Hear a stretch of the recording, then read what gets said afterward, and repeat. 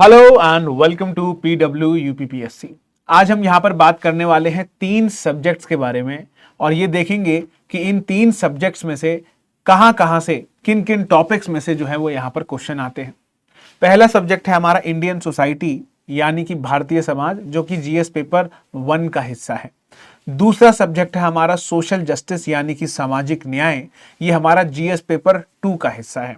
और तीसरा हमारा सब्जेक्ट है डिजास्टर मैनेजमेंट यानी कि आपदा प्रबंधन, ये जीएस पेपर 3 का हिस्सा है। अब यहां पर आपको हम समझाने वाले हैं कि कहां किन किन टॉपिक्स में से जनरली हमें क्वेश्चंस जो है वो यहां पर देखने को मिलते हैं। अब अगर मैं आप लोगों से सीधा बात करूं इंडियन सोसाइटी के बारे में,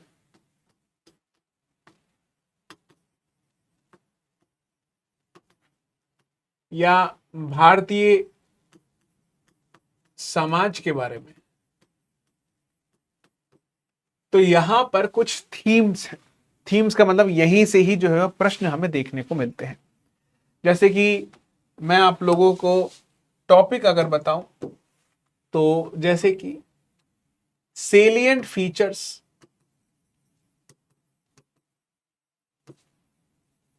ऑफ इंडियन सोसाइटी,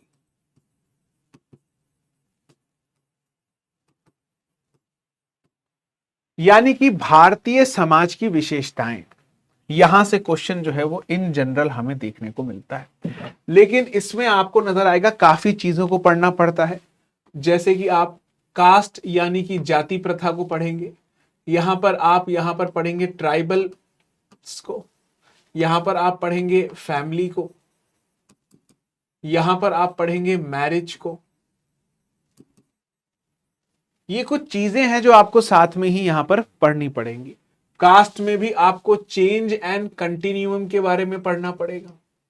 ट्राइबल्स में आपको कंटेम्परेरी एस्पेक्ट, फैमिली में आपको breaking of the joint family, changes in the family, और मैरिज में भी क्या इस समय पे क्या उसका समकालीन रूप है विवाह का, क्या फर्क है, ये सारी चीजें हम पढ़ेंगे। Salient features of Indian society. अब इसमें भी आपको 4-5 टॉपिक नजर आएंगे जो हमें समझने हैं। दूसरा मैं यहां पर देखता हूं जो टॉपिक है हमारा, वो आपको नजर आएगा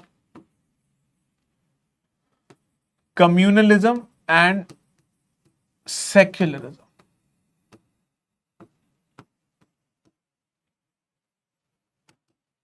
यानी कि धर्मनिरपेक्षता।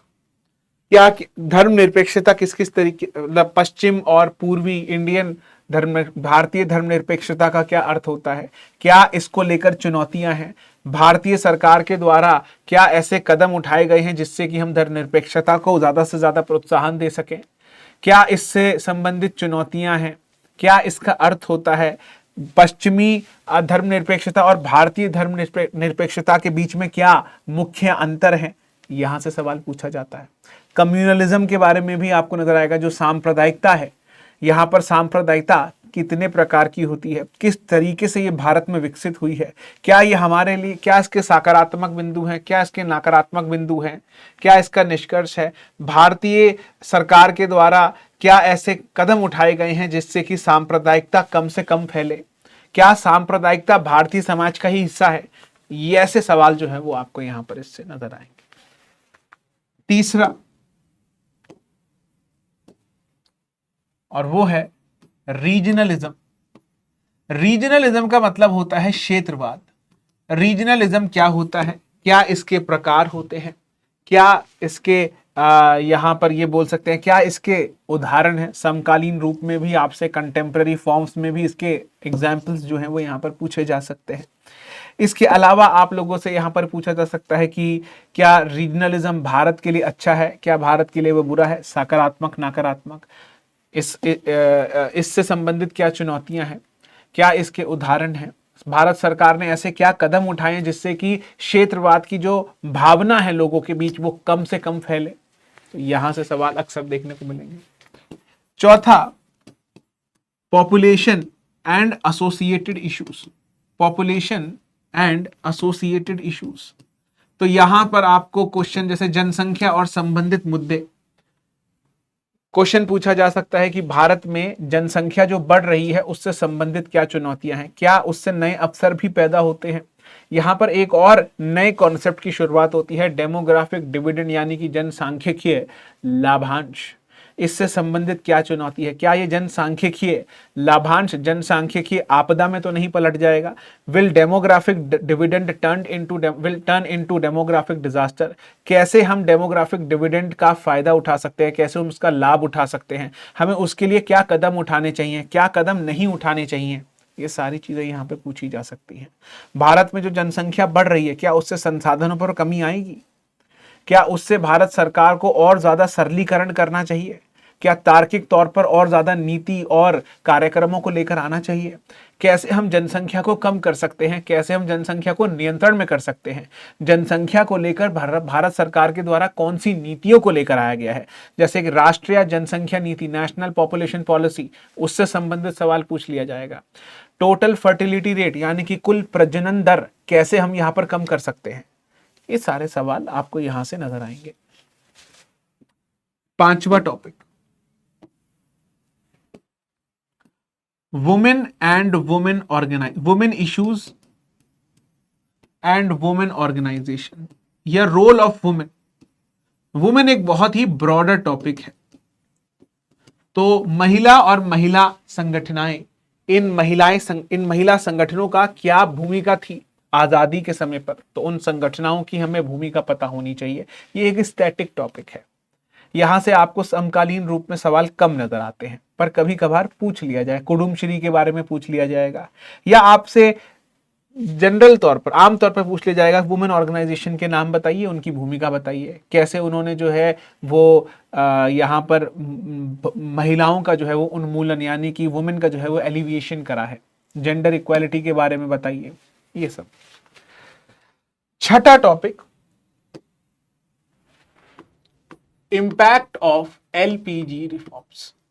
इम्पैक्ट ऑफ एलपीजी रिफॉर्म्स यानी कि उदारीकरण, निजीकरण और ग्लोबलाइजेशन यानी कि वैश्वीकरण, उसका भारतीय समाज पर प्रभाव। अब इसमें ये काफी व्यापक टॉपिक है, बहुत लंबी तौर से जो है वो सवाल यहां पर पूछा जा सकता है, तो इसका थोड़ा ध्यान रखेंगे। यहां पर प्रश्न एक नहीं 7-8 तरीके के प्रश्न पूछे जा चुके हैं, तो इस बात का भी हमें ध्यान रखना है कि कैसे यहां पर सवाल जो है वो पूछे जा रहे हैं। बाकी वायलेंस अगेंस्ट वुमेन यानी कि महिलाओं के खिलाफ जो यहां पर आपको वायलेंस नजर आ रहा है, वहां से भी अक्सर सवाल जो है वो यहां पर नजर आएगा आपको। क्या violence among women is increasing every day? क्या वो बढ़ रहा है? ये पितृसत्तात्मक सोच के बारे में भी हम यहां पर यानी कि पेट्रियार्कल स्ट्रक्चर के बारे में भी हम यहां पर बात कर सकते हैं। तो ये कुछ चीजें हैं जो आपको यहां पर नजर आएंगी कि ये मेजर थीम्स हैं जो भारतीय समाज से सवाल पूछे जाते हैं। अब आ जाते हैं हम यहां पर सोशल जस्टिस पर यानी कि सामाजिक न्याय पर। अब यहां पर जो सवाल पूछे जाते हैं वो कुछ ही नैरो थीम्स पर पूछे जाते हैं, जैसे कि आपका पूछा जाएगा backward sections of the society को लेकर। जो हमारे बैकवर्ड सेक्शंस ऑफ सोसाइटी है, अब जैसे कि ओबीसी अन्य पिछड़े वर्ग, शेड्यूल्ड कास्ट यानी कि अनुसूचित जातियां, शेड्यूल्ड ट्राइब यानी कि अनुसूचित जनजातियां, माइनॉरिटीज अल्पसंख्यक के बारे में यहां पर सवाल पूछा जाता है, महिलाएं यानी कि वुमेन, इनके द्वारा सवाल, इनसे संबंधित सवाल पूछा जाता है। फिर एल्डरली यानी कि जो हमारे वरिष्ठ हैं या जो बुजुर्ग लोग हैं उनको लेकर सवाल जो है वो यहां पर अक्सर पूछा जाता है, और चिल्ड्रन यानी कि बच्चे। ठीक है, वैसे हम यहां पर बैकवर्ड सेक्शन की जगह बेटा हम वल्नरेबल सेक्शंस भी लिख सकते हैं, जरूरी नहीं है कि हमें बैकवर्ड लिखना है। हम वल्नरेबल सेक्शन यानी कि संवेदनशील जो संवेदनशील समूह है, वल्नरेबल सेक्शंस, सेक्टर नहीं, वल्नरेबल सेक्शंस, समूह या वल्नरेबल ग्रुप्स भी हम यहां पर लिख सकते हैं। ठीक है, यहां से सवाल जो है वो अक्सर पूछा जाता है।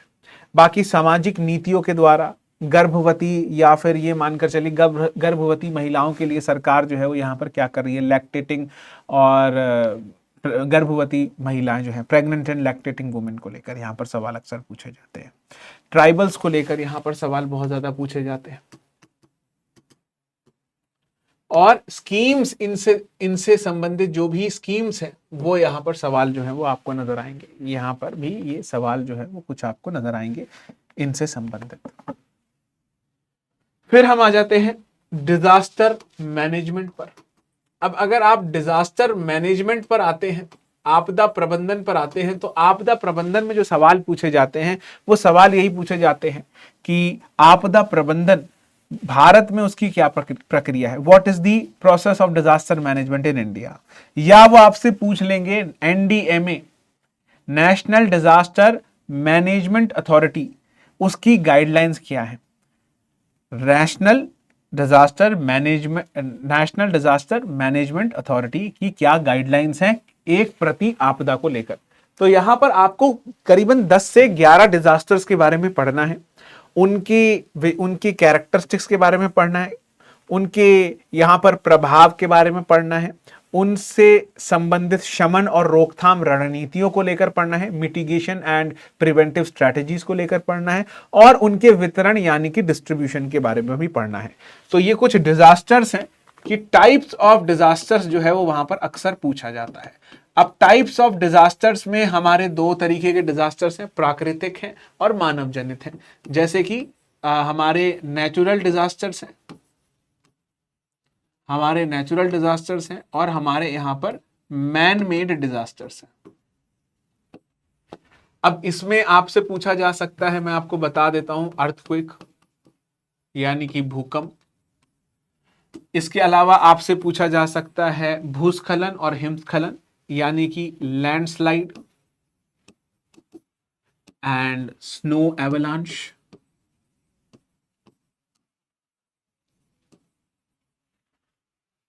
थर्ड यहां पर सुनामी। चौथा यहां पर हम बात कर सकते हैं बाढ़ यानी कि फ्लड। पांचवा हमारा शहरी बाढ़ यानी कि अर्बन फ्लड। छठा यानी कि हमारा क्लाउड बर्स्ट यानी कि बादल का फटना। सातवां हम यहां पर बात कर सकते हैं फॉरेस्ट फायर यानी कि वन अग्नि या वनों में आग, फॉरेस्ट फायर।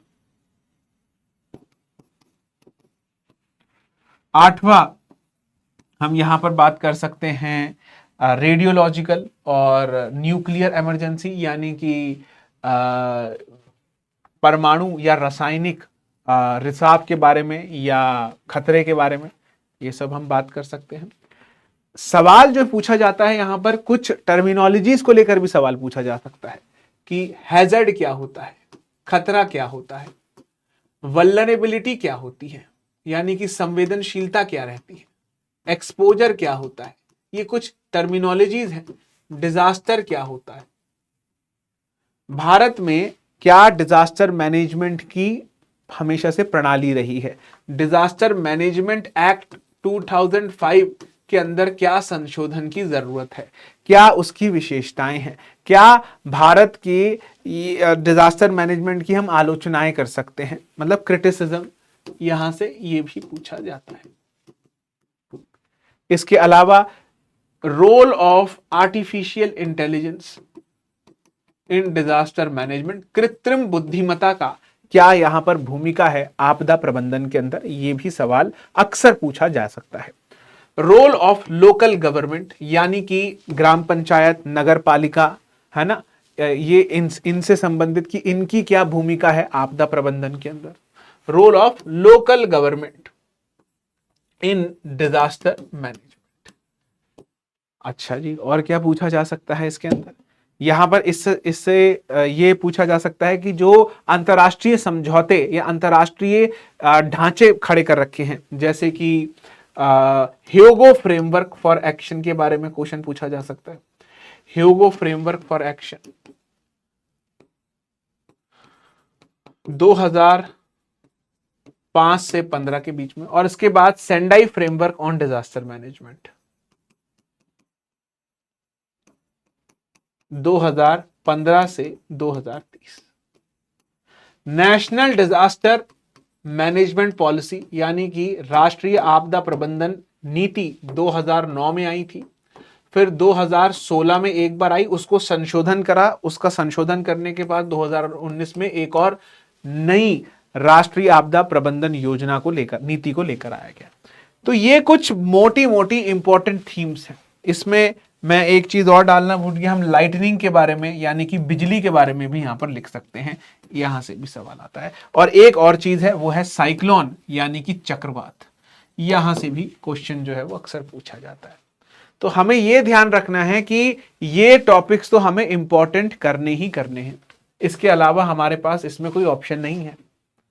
और इसमें जो करंट अफेयर्स हैं कि रिसेंटली क्या साइक्लोन आया, सुनामी अभी रिसेंटली आई, अभी रिसेंटली यहाँ पर और भी चीज़ों के बारे में बात हो रही है, तो ये थोड़ा बहुत अगर आप छोटा मोटा एग्जाम्पल लिख सकते हैं तो उसमें भी कोई दिक्कत नहीं है, तो उसमें भी कोई दिक्कत यहाँ पर नहीं है। आई होप मेरा पॉइंट आप लोग जो है वो यहाँ पर समझ पा रहे होंगे। Is that clear?